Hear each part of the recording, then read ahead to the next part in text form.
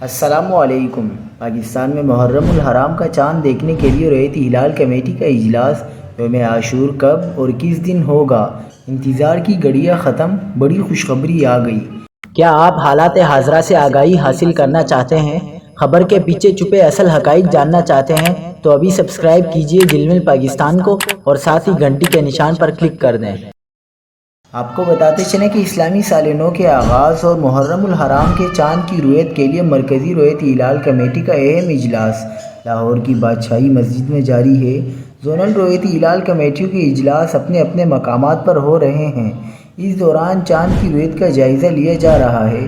تاہم اب تک کی رپورٹس کے مطابق پاکستان بھر میں کہیں سے بھی چاند نظر آنے کی کوئی شہادت موصول نہیں ہوئی۔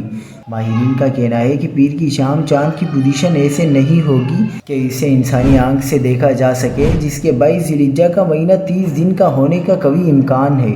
چاند نظر نہ آنے کی صورت میں پاکستان میں یکم محرم الحرام 1448 ہجری کا باقاعدہ آغاز بدھ 17 جون سے متوقع ہے۔ اس حساب سے ملک بھر میں 10 محرم یعنی یوم عاشورہ 26 جون جمعے کو ہوگا انشاءاللہ۔